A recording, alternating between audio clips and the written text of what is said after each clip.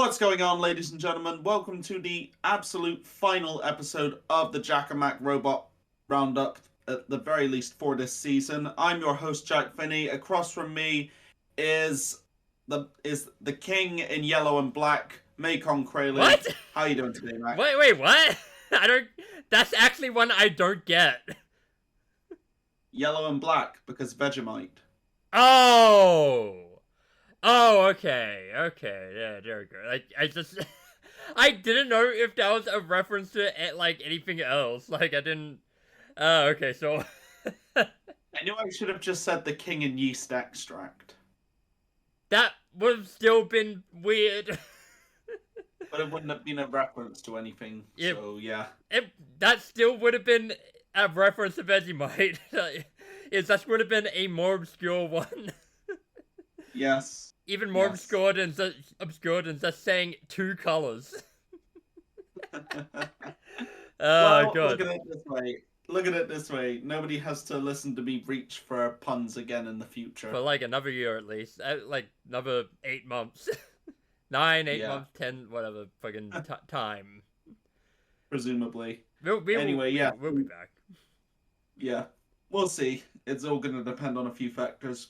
But the fact of the matter is, here we are at the championship episode, so without further ado, let's just get stuck in, shall we, Matt? Because we have got a lot to talk about in this one. Yes, this was a fucking episode, wasn't it? This was wild. In different ways. All at the same time. Roller coaster. Yep. Okay, so we will talk about the opening bout now. Riptide versus Sawblaze. Oh, yes. This did not go the way I expected it, and it somehow also went the way I expected it. Yep, I was predicting Sawblaze to win, and lo and behold, Sawblaze wins. They just take Riptide out with relatively little trouble, going right into them, managing to take them out of their game early on, get them up and over, and eventually, through Jameson Go's masterful driving, continue landing hits, and ultimately leave Riptide stranded on its side. Riptide has been impressive this season, but Jameson Go, he is too fucking good. He drove circles around him. Yes. Now, I am going to point out something here. Something I've been seeing based off of some stuff later on in the episode. People were saying stuff like, "Oh, why didn't they allow Riptide a reset in this?" And it's like, what? Dude. Yes. Because of Riptide being stuck on its side up against the wall, people are going, "Oh, well, Riptide should have gotten a reset if other robots did." And it's like, no, that's not how it works. He wasn't even on the wall. He was on the side. On its side, unable to move because Sawblaze put it that way. Yeah. So, I don't know. We're seeing a lot of complaints about some of the stuff that goes down later in the episode, and we will come to that later. A big part of this is due to the unfortunate choice by Battlebots to not edit the... Actually, I should rephrase that. Yeah, go ahead. Okay, so something that we don't actually see very often in many of the episodes because it's been edited out are fight restarts for when a robot has gotten stuck in place or stuck together. Oh. And as a result, they've needed to restart the bout at a certain time in the fight. That hasn't been spotlighted very often in recent times, and it's been very rare to see it throughout the show's run, but we saw it quite a bit in this, and it's caused a lot of discontent. So because of these unfortunate editing choices of people were not expecting to see as many as they did in this episode, or the ones that they did see, and so as a result, we're getting a lot of discontent about that. Yeah, oh god, I don't even know what to say about that.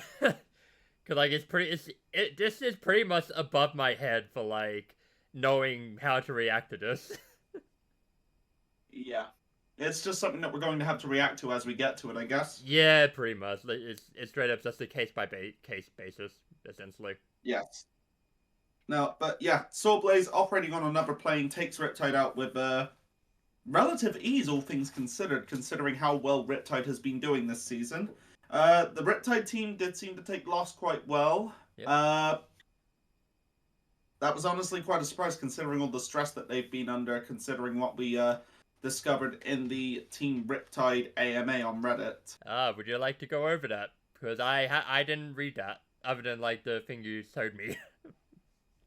Okay, so I don't know all of the stuff about this, but generally it seems that the Team Riptide AMA tended to paint a picture of an incredibly high-strung team. Hmm. The majority of the team being put under a lot of stress by the team captain and the team captain's father, of very much a stop having fun, guys, we're here to win. This is not about you, this is about winning sort of thing. And so not really letting people enjoy their hobby and more just like this is an advertisement for us type of situation. Right, And I okay. can't comment on the whole thing because I'm not close to it or anything like that. That's just the type of vibe that I and many other people picked up from it. But yeah, it was rather unfortunate to see that apparently the Riptide team were under a lot of stress because of stuff like that. Right. Because like apparently you absolutely have to set aside at least 6 hours per week to work on the robot to be part of the team. Oh, damn. And if you can't do that, you're thrown out of the team. Oh, damn. Yeah, like I'm not gonna like don't quote me on that because I don't know for certain, but that was something that a few people pieced together from it. So, Right. Yeah, that's... yeah, it's just unfortunate to see them taking it that seriously to like the detriment of the experience of the team. Yeah, because, like, I get wanting to win, and, like, I get, like, wanting to make sure you have everything, like, sorted out, everything, all the bugs kicked out, or, like, everything ready to go, everything perfect, everyone on top of everything. But don't, I don't know, like, just let people have Don't fun do it with at the it. expense of your teammates. Yeah. Don't do it at the expense of people's enjoyment of the sport. Essentially. Yeah, that sounds about right. But yeah, all things considered, the team took the loss quite well, and Jameson Go goes soaring on the furthest he ever has into the tournament, making it to the top 4. Oh. It's the And same with that... that, Yeah. with that, we come to the next bout: Cobalt versus Tantrum. And Oh, oh man, there was no intro for this one, surprisingly, and yeah. we had quite an intense atmosphere going into it as well. Both teams are absolutely laser focused. And as we get stuck into the actual fight, Tantrum gets stuck right into Cobalt, sticking to it like a limpet and making great use of the ground game. Oh, yeah, brilliant goddamn driving from Tantrum this fight. Like, Yeah. like, once again, they sort of drove circles around Cobalt, but, like, I mean, Cobalt tried, at very least. Yeah. Now, this is the thing. Cobalt is incredibly well driven, as we're seeing now. It's also got some of the best ground scraping forks in the game as well. Yeah, of course. So for Tantrum to come in and outdrive them as well as outwork them on the ground game with what looked like relative ease, that's not a slight against Cobalt at all. That is a testament to the brilliant construction and driving of Tantrum, which is something that we will see later in the episode as well. Of course. But yeah, great use of the ground game. Tantrum shredding those forks and removing any chance of Cobalt being able to properly get its weapon into play. And I loved how Tantrum was constantly jabbing away with its punching arm as well. Like tearing away at the forks and everything, getting in underneath, landing some great hits, and eventually lining up another great precision hit and basically hitting a haymaker and launching its opponent out of the arena just like it did to Rotator. They were not happy about that at all. Oh, yes. Yeah, the driver of Cobalt, very upset by that. Very intense in his reaction, but he calmed down quite quickly. Yeah. And, you know, they were clearly not happy about it, but they took it quite well, all things considered. They did really goddamn well this season, and, like, even if this is how they go out, like, it's... They have nothing to be ashamed of. They did amazingly. Yeah, especially considering who they were facing as well. Yeah, which, exactly. again, something we will go into depth later on. Yes. But Tantrum has been on an absolute tear this season, as we saw. It went undefeated in the lead-up. It's undefeated at this point in the contest as well. Just, you know, tearing right through incredible competition, left, right, and center. Because Tantrum is as legit as they come at this point. He is a beast. And we Oh, will see yes. you'll see more of him being a beast later on. Our favorite little punchy boy. We'll Oh, yeah. come back to him later on. And Okay. with that, we get the big bad heel versus the adorablest in Hydra versus Blip. Oh Oh man, man. I was upset. As was I at the end of the fight, I just dropped my notebook for a moment. I was absolutely crestfallen. This was upsetting. Like Hydra, he kept flipping Blip. Blip got upside down. Blip couldn't get back right. Like Blip couldn't get righted again, and they ended up on himself, and there he just stayed. Yeah, the unfortunate thing was Blip's Blipper in this case turned out to be a little bit too powerful for its own good, kind of like what we saw in with Mute versus Firestorm back in Series 7 of Robot Wars years ago, where Mute got flipped over and its front hinge flipping arm was so powerful that whenever it flipped itself, it ended up doing a full 360 flip and landing the wrong side up again. Damn. And that was basically what we saw with Blip here. Every attempt to flip saw it just go full Dolph Ziggler and bounce all over the place. I think the shoulder pads it had on also didn't help anything. I'm not too sure about that because in the case of some of it, it just flipped itself too hard and just wasn't put into a position where it would have been able to roll back onto its wheels. It just kept rolling through the air onto the wrong way up again, unfortunately. And eventually, Hydra loops back in, tosses them up onto the shelf, and it seems they managed to take out something to do with Blip's wheel as well. Yeah, damage got sort of bent. Wheel got sort of bent even. Yeah, Blip was doing its best to get off of the shelf, but unfortunately it seemed like it might have had a broken axle or a damaged wheel or something because it wasn't able to make use of its full steering and be able to get itself off, and as a result it was counted out in a manner that left many people incredibly disappointed because many people, myself included, were hoping for Blip to win it all this year after it was having a fantastic season. And it was, everybody, come on, look at that adorable little blue face and that little turnkey. I mean, how can you not love Blip? What kind of monster does not love Blip, Matt? No, I mean, no one dislikes Blip. But I mean, yeah, it sucks that Blip had to go out this way, but hey, it made it a long way, and there's no doubt it's gonna win the championship at some point. Yeah, it's entirely possible that will happen. It's all going to depend on a few other factors, though. I mean, yeah, but that's a future thing. Yeah. Either way, fantastic rookie outing for Blip. They did a great job this season, and I can't wait to see them come back next season. Oh, hell yeah. Do we have anything else that we want to say about this this fight? Other than Jake, you were doing the excellent heel work again in the aftermath. Oh, it's true. Yeah, God, he is so just down on himself. He's straight up just Daniel Bryan on NXT. He does not believe he should be there. So well. Oh man, yeah, we gotta love Jake's excellent heel work at this point. True. All right, and something that we're also going to have to talk about again later on. Yeah, but true.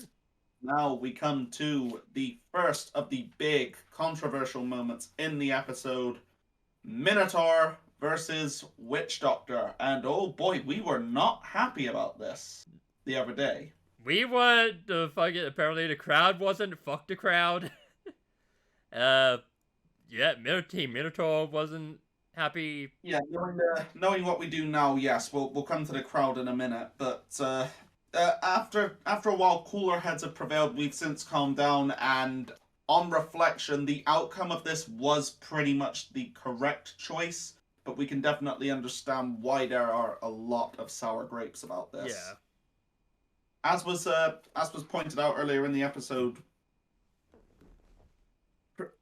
this is where the big controversy comes with robots getting unstuck, depending on the position on where they are in the fight. But we're going to come to that in a minute. I was hoping that this would be a palate cleanser from the disappointing last bout. In the moment, it ultimately did not turn out to be that. It instead left a much worse taste in our mouth. I mean, at the start, At the start, Albeit it for was different good. reasons. Yeah. Like I said, albeit for different reasons, because the actual fight itself in the first half was great. This was a fantastic fight up until, the end of the first half. Yeah. Minotaur rocking huge forks this go round. Big chance to take to get under Witch Doctor. And there were monster hits and giant shots, and Minotaur looking to have it all in hand as well, doing a lot of damage to Witch Doctor and seemingly taking little in return. Yep, and then one However, mistake. yes, Witch Doctor managed to land a hit that sent Minotaur into the screws and managed to loosen one of Minotaur's wheels, which came off while they were up on the shelf. Now, they managed to crab walk their way off the shelf, but when Witch Doctor went into attack, they drove into the edge of the shelf and lodged their disc in the side of the shelf. Correct. Now, this is where things start to get controversial because Witch Doctor was trapped in the shelf, right? Wasn't going to be able to free itself without outside help. Right. Minotaur could only crab walk at this point, but it seemed like it was primed to take a hit at Witch Doctor. Yes. Like land a big hit. However, before they could attempt to steer themselves into Witch Doctor and do what they could, a timeout was called, and they went into the box and unstuck Witch Doctor from the side of the shelf. Now, Yeah. again, this is where things start to get controversial because this seems a little inconsistent from some of the other things. Why they went out of their way to highlight it on this occasion, I'm guessing, considering how the rest of the fight went. Because when they were reset, Witch Doctor just promptly drove out of there and hung back, and rather than attempt to fight Minotaur, who was indeed crab walking throughout the entirety of the rest of the fight, but at the same time was managing to show a good amount of translational movement, all things considered. Yep. Witch Doctor just hanging back, refusing to engage, and just running away from Minotaur while waiting for them to be counted out. Now, in hindsight, absolutely completely understandable why they would do that. As far as they were concerned, based off of the rules, Minotaur should have been counted out at that stage. Yes. Considering that all that Minotaur was able to do was crab walk. However, and again, this is where there's some controversy, you can argue the definition of translational movement all that you want, but the fact of the matter is, the main reason that Minotaur was not counted out was because the Minotaur team kept screaming at the referee that we are moving, we are in control, do not count us out. Right. At the same time, as Mike Galately was saying to the other ref, why aren't you counting him out? All they can do is crab walk. So ultimately, the clock gets run out for 1.5 minutes, and we end up going to a judge's decision. Yeah. Yeah. This is trying to find the right words on this one, isn't it? This was a bag of worms. Yeah, where it's like trying to be diplomatic in the way that we phrase this, because there's a lot of heat on both sides for this one, and all over the place, and some people are angry at the referees, some people are angry at the judges because the judges ultimately ruled in favor of Witch Doctor. And after Witch Doctor spent 1.5 minutes running away from Minotaur, that left a very bad taste in a lot of people's mouths. With the benefit of hindsight, it is completely understandable why they would rule in favor of Witch Doctor, because, all things considered, Minotaur was supposed to be counted out. It just wasn't by the referee, presumably in part because of the Minotaur team constantly yelling at the referee not to count them out. So in that regard, a lot of people feel that the judges were just rectifying the referee's mistake. I didn't agree with the decision in the moment, but I do agree with it at this point, having thought about it some more.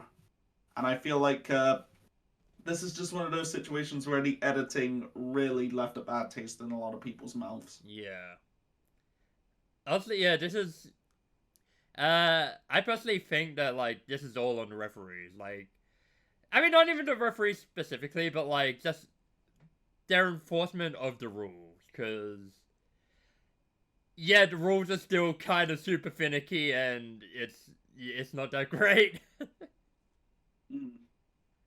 But yeah, they really need to, actually look at the rules and, actually tighten everything. everything that could possibly go wrong. More consistency. Yeah, more consistency, more like more definitive. Like this is what needs to happen at this moment in this scenario. Like they Right. need to get together because it's been Yes. cause like I can understand that like the sport's like still evolving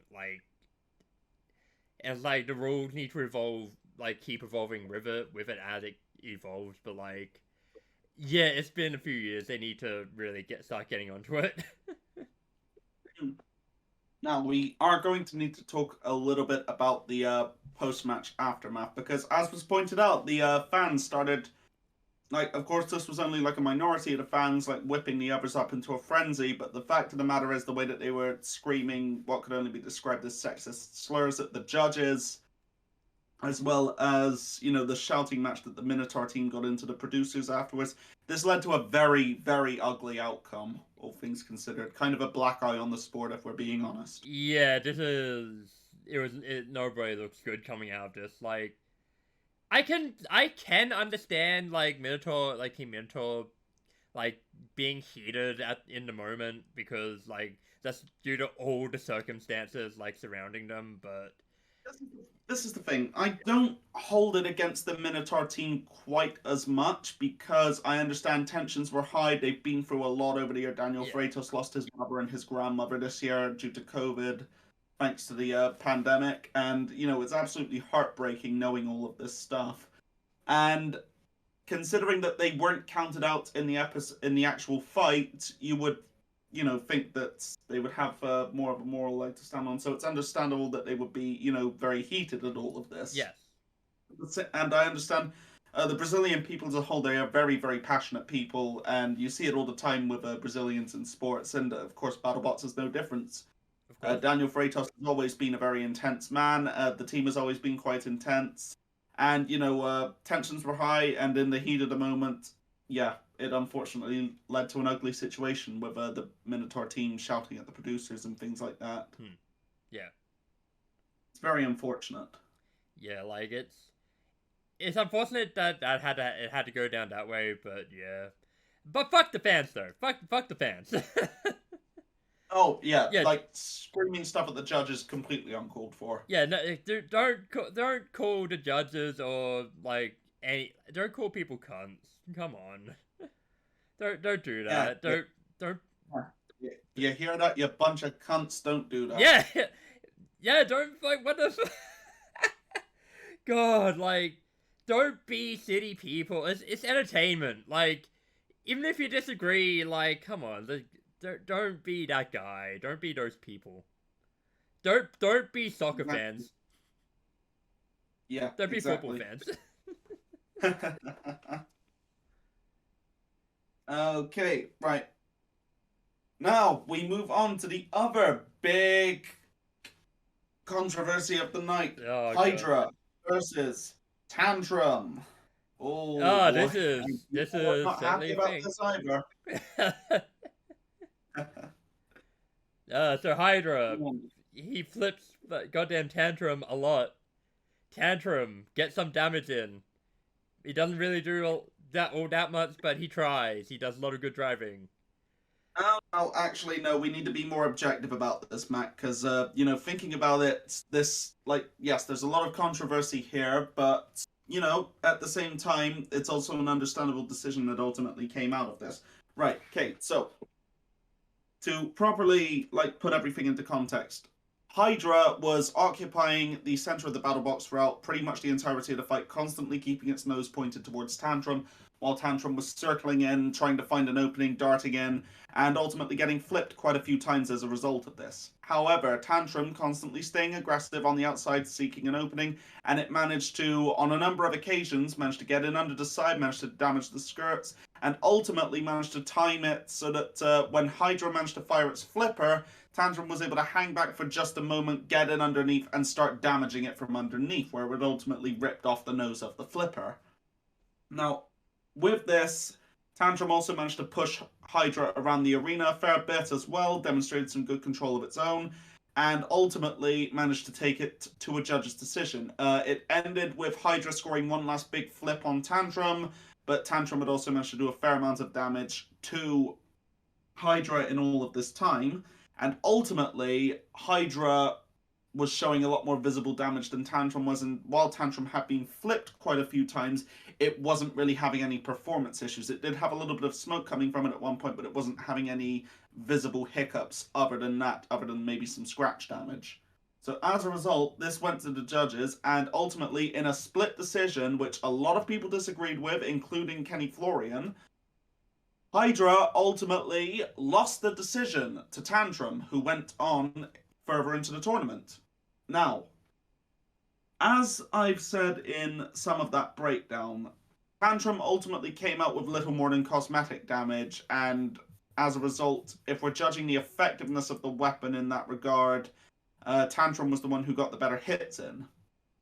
But at the same time, a lot of people are like calling hacks on this decision as well, because they feel like Tantrum was kind of running away from Hydra for a lot of the fight, and that wasn't really the case. It was more circling the box and trying to find an opening, and that was a lot more aggressive than what Hydra was doing, and Hydra was demonstrating good control with the way that it was dominating the center of the box and constantly staying glued towards Tantrum. But the fact of the matter is, that isn't necessarily going to win them a lot of points for aggression.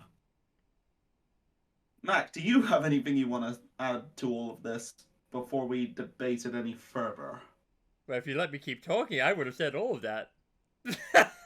But... So, I'm sorry, I didn't no, mean to cut no, you no, off. no, no. No, it's fine, it's fine.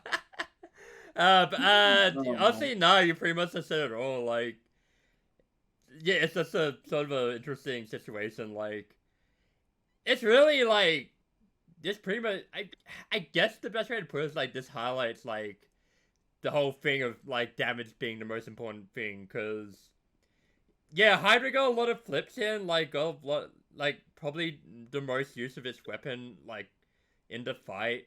But yeah, like I don't know. I guess Tantrum did more damage, and like I'd say I kind of agree with the idea that Tantrum did get, like, the more damage in, like, but I don't know. I'm not a fucking judge, so I don't know. Yeah, it's kind of a... I am honestly quite conflicted about how this decision came out. It's like, I understand it. I personally had the fight for Hydra, like many people did. Oh, yeah. But at the same time, Tantrum did do a great job with fighting back. So while personally I would have given it to Hydra, I wasn't upset with Tantrum walking away with the win in this one. Yeah, because, like, honestly, like, I thought Hydra was for sure gonna win that. Like, I was surprised that Tantrum won, but, like, I wasn't, yeah, I also wasn't upset about it because I like Tantrum. Yeah, same. But yeah, Jake Ewart has managed to sit on this quite well in the time since it happened. I can only imagine what it was like to have to be able to like keep this to yourself for like 7 months. Oh, yeah, has he said anything? Yes. Okay. Basically, he's put out some stuff on his Facebook page for the team, and it was pretty much just like an acknowledgement of it and wondering what other people thought. There's apparently going to be an AMA with the team coming up soon on Reddit, and so I guess we'll find out all of the bells and whistles in there. Oh, nice. Very nice. But until then, yeah, just gotta wait and see what comes out. He's clearly very unhappy about the decision, and quite understandably so, because this is one of those things where we need more consistency in the judging criteria. But at the same time, I'm not gonna lie and say that I'm not happy to see Tantrum progress, because I really want Tantrum to do well. Oh yeah. And we will come to that in a little bit. Yeah. But with that, Tantrum goes all the way into the grand finals. Yeah. Bettering its performance last year, where it got the honorary 3rd place. Tantrum now all the way to fighting for the nut in the grand final. Oh hell yes! And can he do it? If you're listening, you probably already goddamn know. But anyway, but we will continue on with Witch Doctor versus Sawblaze. Oh yes, and this was the traditional Sawblaze fucking loses, Matt. Yeah, and it was a rematch of the previous time these two fought, Sawblaze versus Witch Doctor, which happened a while back, quite a while back actually, if I'm remembering right. It was in the first of the Discovery Revival seasons as well. Okay, yeah. Yeah, not, or was it? Or was it 2 years ago? I can't really remember at this point, to be honest. I'll have a look while you talk about the maps. Well, okay, well, either way, in their previous fight, Witch Doctor absolutely trashed Sawblaze, like absolutely wrecked them. Yep. Threw them out of the competition on their ass, and this was a repeat of that. To be honest, now we've seen Sawblaze look absolutely untouchable. That one fight with Endgame, notwithstanding, throughout this season, and Witch Doctor just came in and devoured Sawblaze, just tore it apart brutally, ripped out one of its wheels, tossed it up and over, and hit it with such force that it caused its flamethrower to burn itself out from the inside out. And as we saw, Sawblaze, who had looked so unstoppable throughout this competition, just left a literal flaming wreck, going out in a blaze of glory. As it should. As it always should. Yeah. And this is just a reminder that Witch Doctor is an absolute monster of a machine. Nice. It will tear you to pieces. Okay. Okay, so... And, yeah. Keep going. well, it's just like finding the right words to follow up on that, you know, man? It's like... what can we even say? Just Sawblaze goes out not with a bang, but a whimper. I mean, it kind of went, it literally went out with a bang, though. Well, you know, it didn't blow up; it just burned down from the inside out. That still counts. Like compared to its previous performances, I mean, you know, it just it got left, you know, absolutely mangled. I mean, like I've said before. It wasn't the least bit competitive, this fight. Like I've said before, Sawblaze has two fucking fights. It either dominates or gets fucking blown the fuck out. There is no in between. Yeah, that's a pretty understandable response. Yep. Okay, so fucking okay, so this fight, this Sawblaze versus Witch Doctor, has happened 2 times before. Happened in Discovery Season 4. I don't know when, but at some point in Season 4, Witch Doctor won. And then Discovery Season 5, they fought again, and Sawblaze won. So this was the rubber match. Ah. Nice. I'd actually forgotten about that, so... I don't know, I guess I've been dealing with a lot of stuff lately, so my memory isn't quite what it used to be. I mean, to be fair, like, Discovery Season 4 was a long time ago. Yes, this is true. But, yeah, and with that, well, we'll come to the awards later, but that was pretty much the most memorable KO of the night so far, wasn't it? Yes, by far. Now, with that, we come to the absolute, definitively grand final fight of the night for the Giant Nut. Witch Doctor versus Tantrum. Now, coming into this, they did a great highlight of Battlebots' historical roots and the background of the teams. I love the tale of the tape. And I'm not going to lie, I was just completely and wholeheartedly rooting for Tantrum. Yes. As everybody will probably see in the image that you're going to insert in this, aren't you? Yes, at the end of the, like, once we get to the end of talking about the fight, I will put in your notes. And we will loop back to this. We will loop back to this, people. But first, you need to talk about a certain intros. Oh, yes, right. Now, Farouk coming in with the 2 best intros of the show's return run. It was absolutely phenomenal. They were both amazing. of his intros in this were utterly incredible. There's no other way to describe it. Like, Farouk's flair for the dramatic and his brilliant reading. Farouk is such a good storyteller, man, because the way that he said all of this stuff, it legitimately sounded like something you would hear from a storytelling book. Yeah, especially Witch Doctor's one. Like, I was like, Witch Doctor should make a book. They should write a book. I mean, I'd totally be down for that. Like, But yeah, I mean, oh my god, the way that the picture that he painted of Witch Doctor's journey to the grand final, that was incredible. it was fucking fantastic. And it sounded like it was so goth, it was amazing. Yeah. Just give me some it, more of that. straight Like up, that's some more Farouk is straight up always fairy tale welcome. stuff. Like I would legitimately listen to an audiobook if Farouk were to put one out where he reads fairy tales. Oh god, he reads the dictionary and makes it epic. Oh man, can you imagine? God. All right. And And then with Tantrum that, was we also came great. to yeah.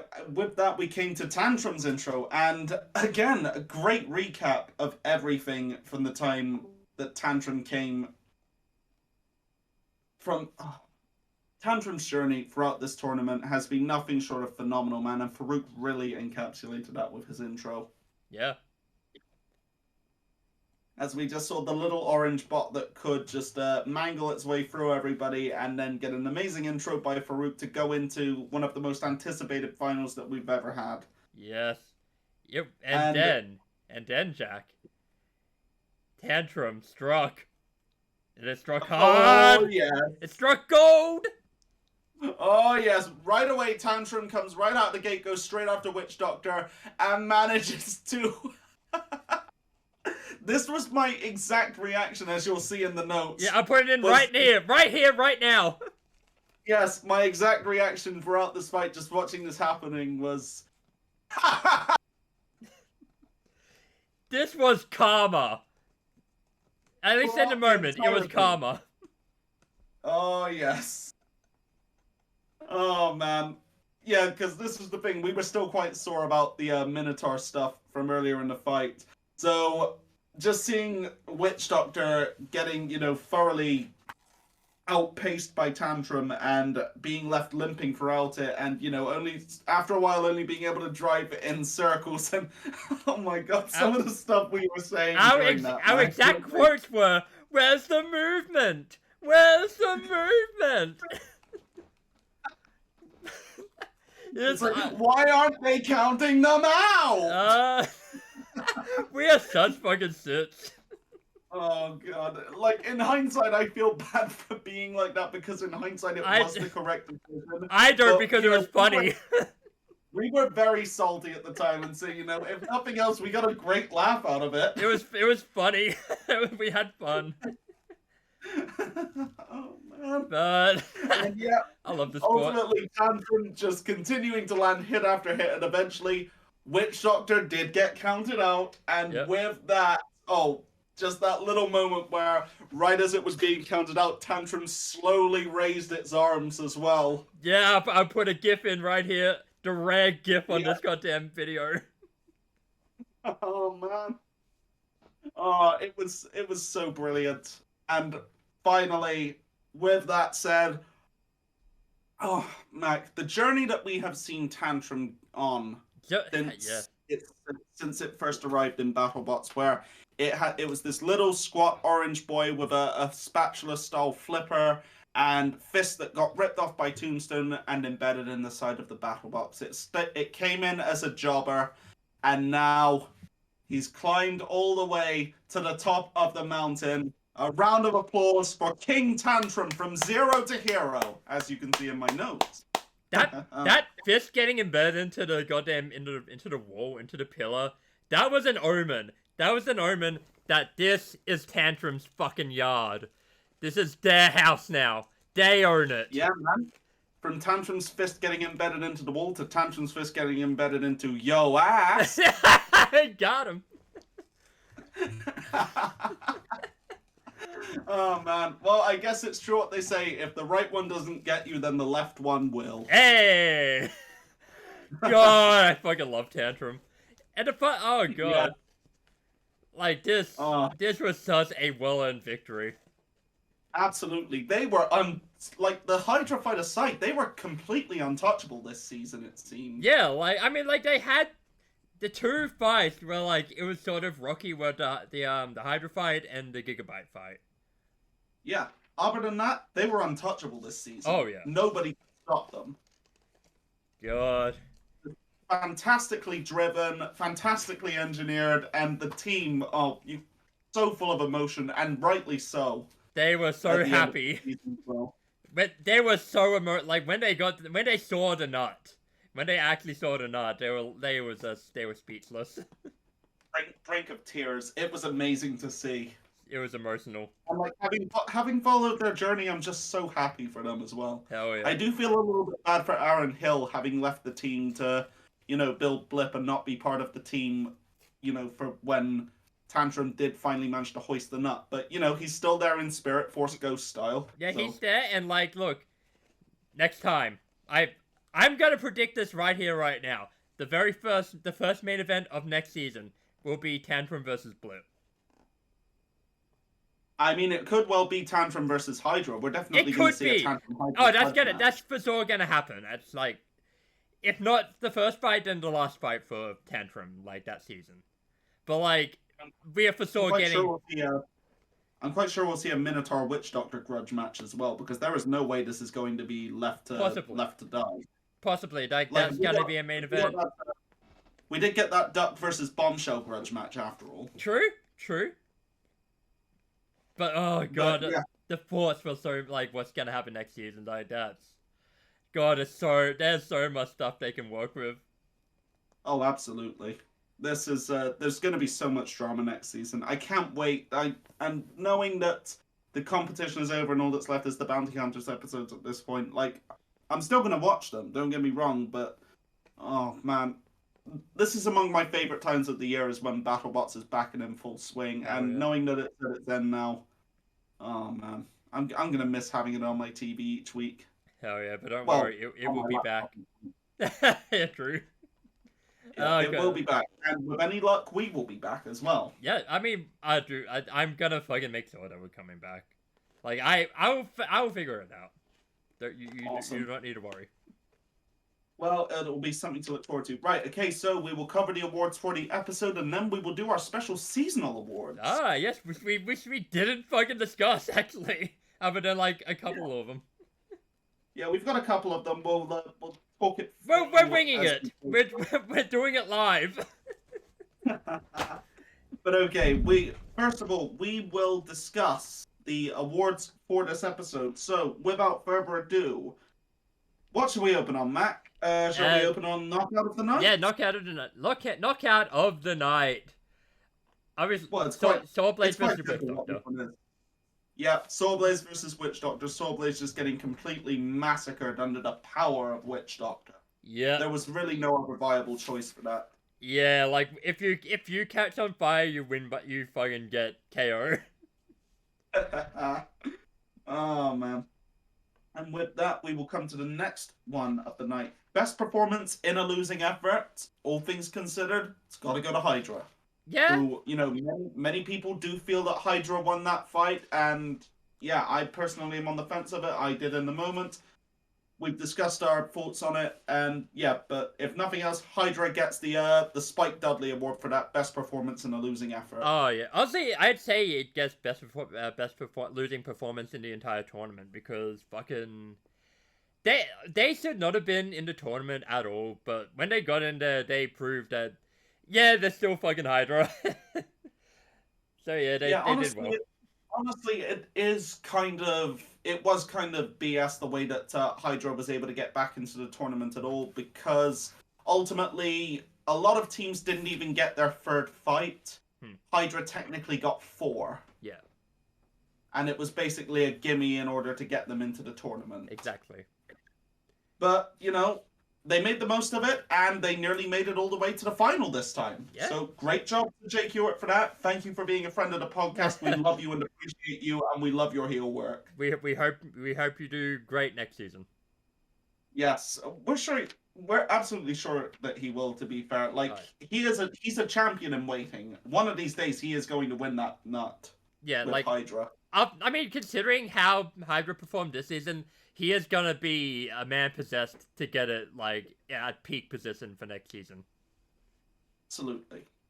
And with that, because we're on the subject, that's also our fight of the night, was Hydra versus Tantrum, because it was the most dramatic fight and it really could have gone either way. Yeah. So I'm Okay. Fair. no issue at all with that being fight of the night, because it's the most competitive fight of the night as well. Yeah. Fair enough. Fair enough. And with that, best driver and underdog goes to Tantrum, because Tantrum managing to go all the way, the little robot that could, little slugger that could, and underdog for all 3 wins combined as well, considering who they were up against. It was an absolute murderer's row of opponents for Tantrum to fight. They had to fight the most feared and destructive robot in the competition, Cobalt. Then they had to get past Hydra and ultimately go up against Witch Doctor, one of the robots with the combined. All of these robots have some of the most insane pedigrees out there, and yeah. And they did it. Tantrum managing to overcome all of it and win very convincingly against 2 of them. Oh, hell yeah. Oh, God. So, yeah. And from what I understand, this was the driver of Tantrum's rookie season, wasn't it? Oh, yes, it was. And with that in mind, he drove Tantrum all the way to the championship. That's insane. fucking nuts. And with that, we've covered the awards for the night. Now we can do the awards for the overall season as well. Hell yeah! With that in mind, driver of the season, I'd say that should go to the driver of Tantrum personally. Ooh. Yeah. Because in his rookie year, driving Tantrum all the way to the Grand Championship, that is incredible, especially considering who he had to face along the way to get there. Oh, absolutely. Like, yeah, Tantrum was dominant this entire season, and it could not have been that way without its driver. He did a phenomenal job this season. Definitely. Now, that being said, this was a difficult award to decide on, actually, because we also had the likes of Jameson Go and Victor Soto in the talks as well. Of course. Jake Ewart himself was also very high in our list of people who could win this as well. Yeah. Things considered. But ultimately, if you in your rookie year managed to, impeccably drive a robot all the way to the championship, there's no question that it's got to be you. So absolutely. We salute you. All hail King Tantrum. Oh, hell yeah. Now, most destructive robot. Mac, Cobalt. It's not even Cobalt. is it? Cobalt. Absolutely. It's Cobalt literally right nothing. away. Like, arguably fucking Sawblaze, but like, no, it's Cobalt. Cobalt literally ripped a robot in half. Like, you can't not do that and not win. Nah, Mac, not in half. Into 4 chunks. Two in quarters. It made a quarter pounder. A robot. Made a quarter pounder out of him. Oh man, it was insane. Cobalt was absolutely legendary this season, and it was just wonderful to see. Yeah. Now, there were a bunch of other robots that were also in the conversation, admittedly, like not to the same degree as Cobalt, but Mad Catter was definitely up there as well. Yep. We saw some great stuff with Yeti as well. There were so many great robots this season in terms of pure destructive pound-for-pound power, but unfortunately for them, nobody really came close to Cobalt in that regard. Yeah, like it's gonna... I can't wait to see what happens next with Cobalt. Now, rookie robot of the season. Ooh. I mean, well, Easy. I mean, yeah, again, another easy one, Split. Well, I would... I would say it was probably Riptide, personally. Really? Considering... Right, okay. Riptide was an entirely new team. Yeah? Blip was an entirely new machine, but it was captained by Aaron Hill, who was a veteran. Riptide was entirely new. I mean, okay, fair, but counterpoint, Blip fucking rules. Like, Blip has one of the fucking best flippers I've ever seen. It's a marvel of engineering. Now, absolutely that is the case. Blip has... Well, actually, we'll come to Blip in a minute as well, because that's actually going to tie into something we're going to talk about in a minute. But consider the strength of schedule as to who Blip faced. Yeah. We had Lucky, we had Rusty, and then we had Lockjaw, and then we had its tournament opponents. Yes. compare that to the robots that Riptide face. Yeah. Okay? Riptide, you know, let's take a look. Who was it that Riptide faced? We saw Riptide huge, and then we saw, I believe, Riptide lost the Defender, didn't it? Let me open the wiki. Yep, it was huge. It fought Duck. It lost to Defender. It lost to Sawblaze in the tournament. It beat Sada, and it beat Uppercut. Right. Now, looking at the relative strength of schedules of those, while Blip went undefeated into the tournament, Riptide was arguably facing tougher competition. As much as we love Rusty, Rusty isn't exactly a high bar for who you're fighting. Yeah. And, you know, Blip had a great fight, had a bunch of, like, great victories in all of that. But I would argue that Riptide had the tougher strength of schedule. That's fair. That is very fair. And more than that, you've got to compare what Riptide did to, you know, a veteran who we totally could foresee going all the way in Uppercut. Riptide made them look like rank amateurs. Yeah. Yeah, fair. It's like, all things considered, it's close, but I would give it to Riptide for Rookie Robot of the Season. And, you know, a great job by the team. I do hope they come back strong next season, because Riptide, absolutely a force in this season. I mean, like, I'm kind of on the fence for that, but, like fine, I'll give it to Riptide. It's okay, we can give the Best Design Award to Blip, because Blip's flipper configuration for this season was insane. Oh, like, the fucking flywheel-powered flipper, a brilliant, innovative concept, and it was a fantastic outing from them. Oh, yeah. And it's so fucking compact as well. It really is. Like, Blip as... Right. On top of its, you know, innovative flipper design, Blip is sleek, it is incredibly compact, it moves like a dream, it handles beautifully, it is an absolute masterpiece in terms of design, and it's cute as a button. I mean, come on. How can you look at that little blue wonder and not fall in love with it immediately? What type of heartless monster? Wait, we already did this bit. We already did this bit. Well, I can't state it enough, can I? I guess. In this house, we love Blip, Mac. True. Yeah, Blip. Best robot. Best design. Right. Okay, so best hit of the season, pretty handily, Cobalt quartering Ghost Raptor. Yeah, true. That's not even a discussion. That's handily the best hit of the season. I mean, arguably, Sawblaze causing another fucking explosion. Wait, was it Sawblaze? That's true. Yeah, it was Sawblaze, yeah. Are you sure? I thought it was Uppercut. It might have been Uppercut. It was either Sawblaze or Uppercut. Uppercut did that to free shipping. Oh, okay, yeah, then yeah. Uppercut, yeah. Right.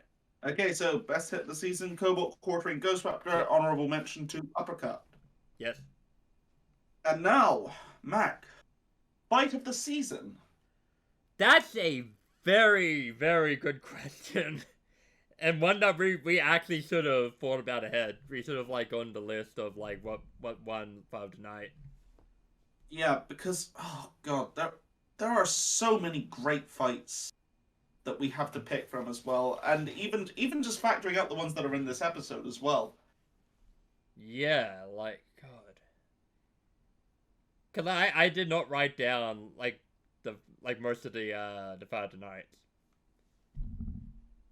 Because I have, like, the images for, like, the most of them, but, like, I don't have the one, like, the images for, like, after my computer died. Yes. Because that happened, everybody. Mac's computer went up shit creek and he's waiting for it to be repaired. He's currently editing all of this together on his awful old university laptop. I am. So, you know, a round of applause to Mac for continuing to soldier on like that. Yeah. So. Shit. God. I mean, do you have any general thoughts, or? For me, the most memorable fight in terms of, most hyper competitive was probably Tantrum versus Rotator. Oh yeah. At the same time, we've also got Tantrum versus Hydra, which needs to be in the consideration because of how razor thin a margin it was. Right. Do you have any ones in particular? Not off the top of my head. Sorry. Hmm. There was also Minotaur slaughtering Endgam, Yeah. Oh yeah. just 86ing them. Ba-da-ba-ba-da-ba. Yeah. Little Yeah. callback for you there. Oh man. Ah, I still it's don't it's get. I really still, I still don't hard on get this that. one, man. Hmm. Yeah. This is hard. It really is. And we also had like the amazing Hypershock versus Lockjaw fight as well.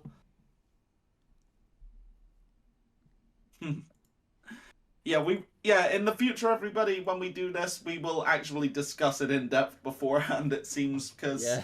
it seems that preparation isn't it hasn't been our strength throughout the season, and now we're left scrambling to try and find a fight of the season. I am literally dragging all the images into my browser, so I can see Soulblaze's Mad Cat is there. Oh come on, Lord. 1 minute later. Oh god, and did you not write them all down, like the awards?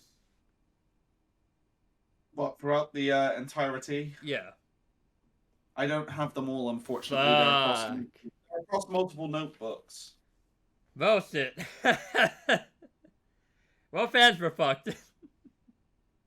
It's okay, we'll just edit it. Yeah. Personally, I'm happy just giving it to Tantrum versus Rotator. Yeah, actually, I agree with that. Okay, so that'll be fun to edit, won't it? Okay, so there we go, people. Tantrum versus Rotator. With that is pretty much the entirety of our awards, unless you have any that you have in mind, Mac. Not really, no.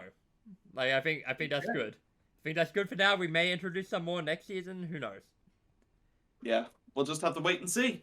But yeah, it's been a really fun ride being able to talk robot combat with you for these last 14 weeks, everybody. Of course. Yes, and you know what few off-topic things that we've been able to talk about as well. Yeah. Our insane ramblings, constant insulting of each other, all to try and entertain you. What handful, and I do mean handful of you, listen to us. We appreciate it very, like, if you've been here from the start and you've been listening every week, then we appreciate you very much. Like, this is the first time, this is the first time I've done a podcast. Like, Jack's been on podcasts before, so he's more experienced with that, but yeah. This is us. Yeah, we do a lot. It's been a lot of fun, Mac. We try. So, yeah. We do our best. Oh yeah. But yeah, we don't really have an off-topic segment for this week because this is basically the final one, and we would have talked about Sonic 2, but Mac hasn't seen it yet. Yeah, I've been sick all week, so I haven't had a chance to see it. So, yeah. So, take it from me, everybody. If you're a Sonic fan, go and watch Sonic 2. It feels exactly like a Sonic movie should. It's a lot of fun. You will love it. Nice. I know that I did. So very yeah. Nice. Alright, and with that, dun, dun, dun, dun, the time has come to drop the curtain on the podcast for this year. Yes, we will be back next season. Probably, most likely. Like, I'll figure it out with Jack. Like, we'll get something. Yeah, like the only barrier is that I'm going to be over in Japan at the time, and they have much more stringent copyright laws. So there may be a little bit of hemming and humming about it, but we'll work something out. And fingers crossed. But yeah, we look forward to seeing you guys again next year. And it's been real, everybody. Yeah, thank you all for listening and watching. If you have any feedback about how we did and what we should improve on, then please tell us. I need the feedback. I live for it. With any luck, by then I will have gotten my old stage voice back, and I will not be sounding like the whatever it is I've been sounding like for the past 14 weeks. I will continue to sound like an absolute asshole who has no idea what he's saying. The very first time that I heard Mac's voice, my exact response to it was, "You sound significantly less Australian than I expected." Fuck you. This disappoints me. Fuck off. I've watched. Hey, you reacted the same way. You were like, "Ah, dude, I know." I watched a lot of American shows as a kid, so that's why. Yes, it's the same for me. That's why I don't. That's why I apparently do not immediately sound British. Yeah, oh god. Globalization. Everybody mistake me for American all the time, so yeah. But yeah. My back's itchy. Oh man. Live itchiness. And on that note, yes, our demented ramblings have come to a close, everybody. It's been real. We love you. Thank you for listening to us. And hopefully we'll see you next year.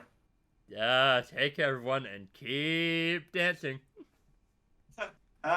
Until next time, everybody. He's Mac. I'm Jack. Stay safe. For the last time. Until next season, we will be back. Bye.